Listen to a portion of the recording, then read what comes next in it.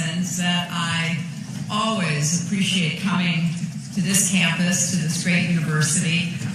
And I am so pleased to have a chance to talk with you today about an issue that, as President DeGioia said, is one that has really provided the impetus for a lot of the work that is being done here at the university, particularly in the Institute that has been the first of its kind anywhere in the world studying women and security and the contributions that can be made.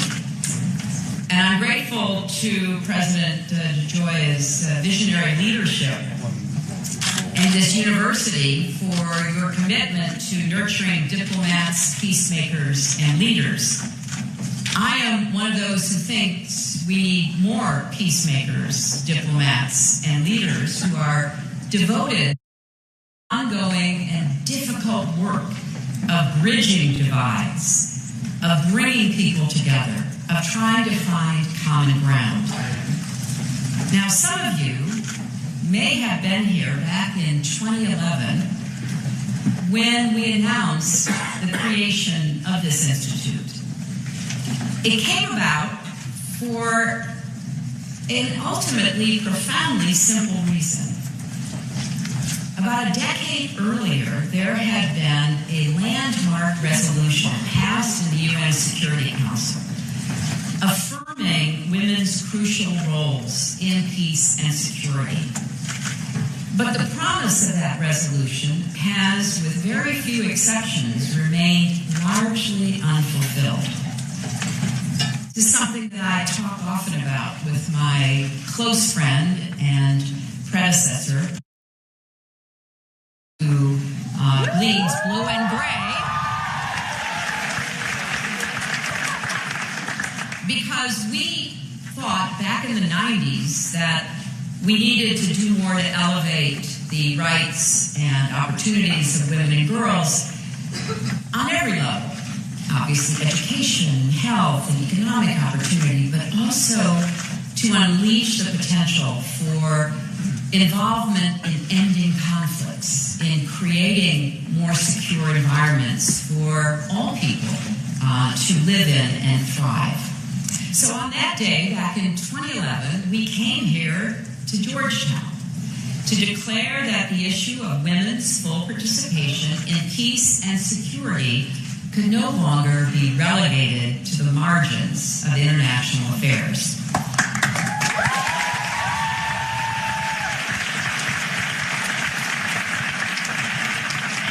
I believed then, and I have to tell you, I believe even more fiercely today, that advancing the rights and full participation of women and girls is the great unfinished business of the 21st century.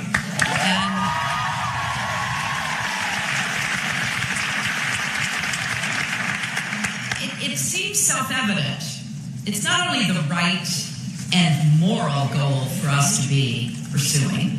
After all, women represent half of humanity, and we do have a fundamental right to participate in the decisions that shape our lives.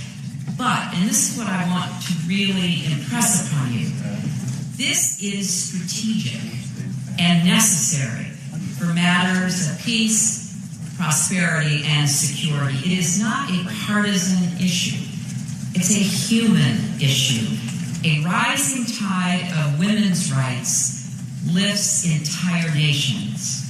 So each year, when I've had the chance to come back for these awards, I am inspired, although increasingly not surprised, to see how far this institute has come. Georgetown is very fortunate, in my highly biased opinion, to have my dear friend, Ambassador Meland Revere, at the helm and backed up fully by the leadership of the university, because the leaders, as President DeGioia just read out, that you recognize, women and men alike, have come from different backgrounds, certainly different countries, but united in the belief that women are not only victims of war, but must be viewed and helped to become agents of change, makers of peace, and drivers of progress. That was the principle behind our efforts at the State Department in the first term of President Obama. We wanted to set a standard, and I'm proud of it because I do see it as strategic and necessary, not just a nice thing to do on the margins somewhere deep in the bowels of the State Department, but front and center, because standing up for the rights and opportunities of women and girls must be a cornerstone of American global leadership, and therefore it must be woven throughout our foreign policy with the resources, staffing, accountability, and attention needed to back up that commitment.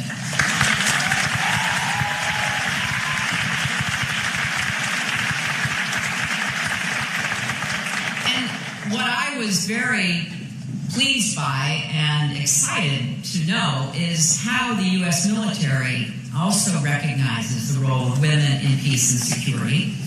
Over the years, I've had the privilege of working alongside and standing beside some of our military leaders right on this stage. Admiral Sandy Winnefeld, former Vice Chair of the Joint Chiefs of Staff, Michelle Flournoy, former Undersecretary for Defense for Policy, helped to put new emphasis on stopping rape and gender-based violence in conflict zones and post-conflict areas and empowering women to help make and keep peace. This is especially important now when we have across the globe more than 60 million refugees fleeing not only conflicts, but famine and drought and disease. And we have to come to terms with that because, again, it's not just somebody else's problem. It will affect the stability of nations and regions, which in turn could very well bring problems, whether it be conflict and terrorism or disease and criminal activity to our shores. So global progress depends on the progress of women, and I know we've seen positive results of that theme being actually implemented ever since the UN Women's Conference in Beijing in 1995. But I'm here also to say we are seeing signals of a shift that should alarm us all. This administration's proposed cuts to international health, development, and diplomacy would be a blow to women and children and a grave mistake for our country. Some of you may have seen the recent letter from more than 120 retired generals and admirals to Congress and the administration, urging the Congress and the White House not to retreat from these programs which represent our values. These distinguished men and women who served in uniform recognize that turning our back on diplomacy won't make our country safer. It will undermine our security and our standing in the world. Defense Secretary Mattis said it well when he said if you cut funds to the State Department, that means he has to buy more ammunition. So the work that is done here at this institute, here at Georgetown, making the evidence-based case for the role of women and peace and security is incredibly important. It's always mattered, but today it's even more critical. As this institute has grown, so too has the body of evidence showing that when women participate in peacemaking and peacekeeping, we are all safer and more secure. Studies show, here I go again, talking about research, evidence, and facts.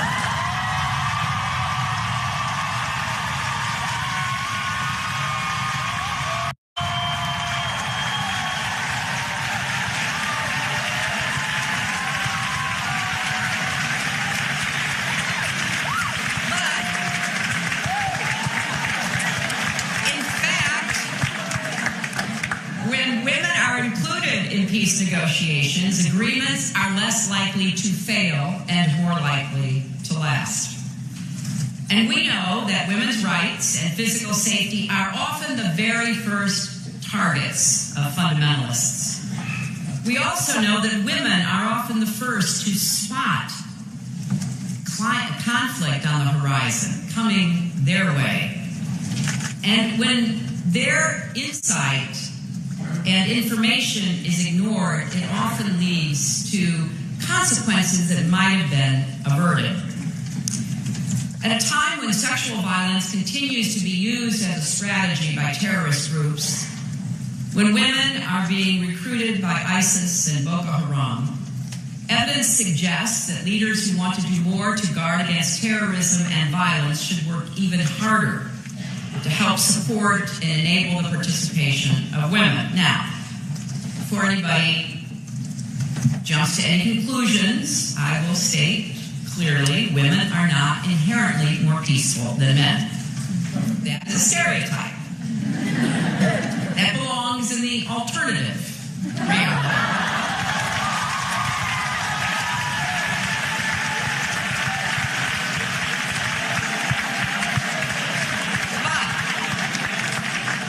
History does show that when women are at the peace table, they bring together coalitions and they work really hard to build consensus. And they are the ones most likely to shine a bright light on issues of human rights, transitional justice, national reconciliation, and economic renewal. I've seen this. Over the years, I worked with the women of Northern Ireland and watched as they reached across sectarian divides to forge a lasting peace. And when that process started back in the 90s, who would have ever predicted that Martin McGuinness, who just passed away, would ever shake hands with Queen Elizabeth? We've seen the women of Liberia force an end to a bloody civil war. If you've never seen the movie Pray the Devil Back to Hell, I highly recommend it because it shows in very personal ways the points that I am making from this podium today. The women of Liberia went to where the men had been talking about ending the conflict for weeks and weeks, a hotel in Ghana, and they surrounded it and they would not leave. They wouldn't let those who had met to negotiate the peace out of a window or a door until they came to agreement. And then, of course, they ended up electing Ellen Johnson Sirleaf as the first woman president on the continent of Africa.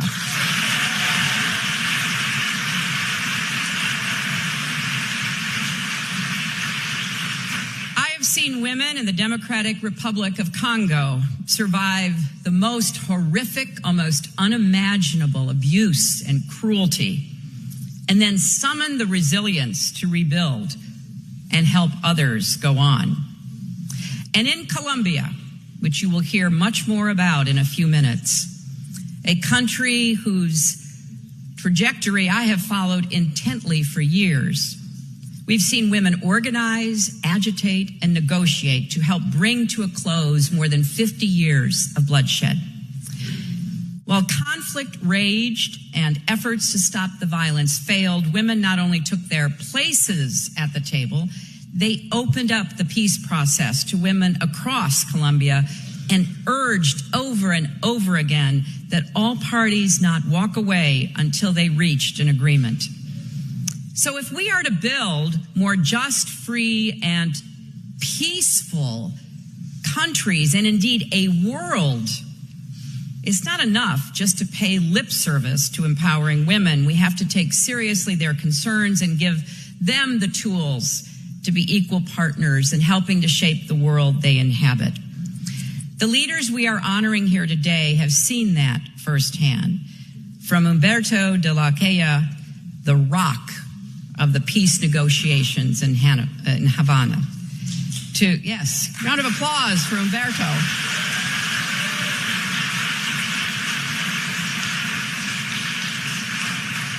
Maria Paulina Riveros, one of two women appointed to represent the Colombian government in the talks.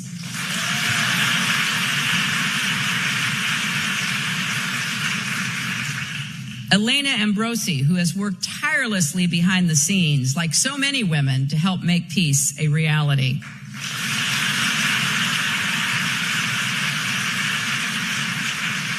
And to Jenith Bedoya Lima, a journalist who continued her pursuit of the truth and her advocacy for victims of sexual violence in the face of her own horrors.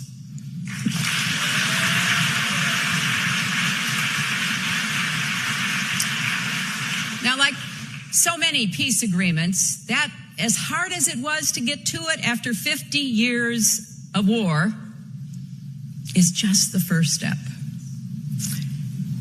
Implementing peace will be a constant task.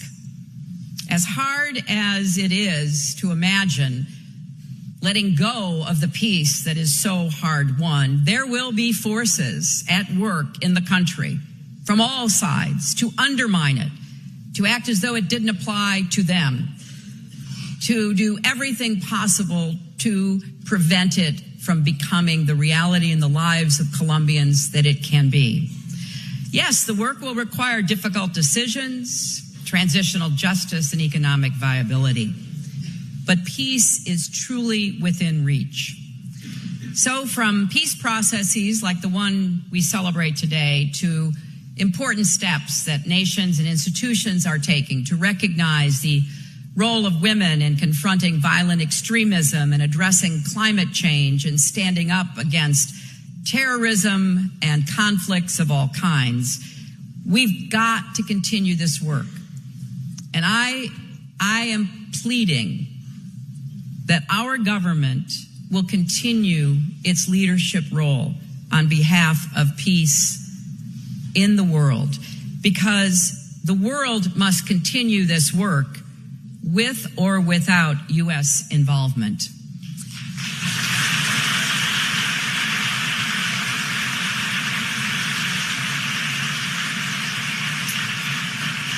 And the choice is ours to make. In this complicated, interconnected, interdependent world of ours, it's not as though you can pick one or two, three things that you say, well, that's all I'm going to work on. Events move too quickly. Borders dissolve in the face of pressures. The great connectivity of the internet can spawn both opportunity and despair. So we have to ask, will we be left behind, or will we continue to lead the way? I hope the answer is that we will do whatever it takes to make our country and the world stronger and more secure. Standing up for our values, for human rights and opportunities, security for all, and continuing to finish the business of making sure that girls and women have the same rights as men and boys. And by extending and guaranteeing those rights, unleashing human potential, the likes of which the world has never seen. That is what I hope your generation, students of Georgetown, will be committed to actually making a reality. Thank you all very much.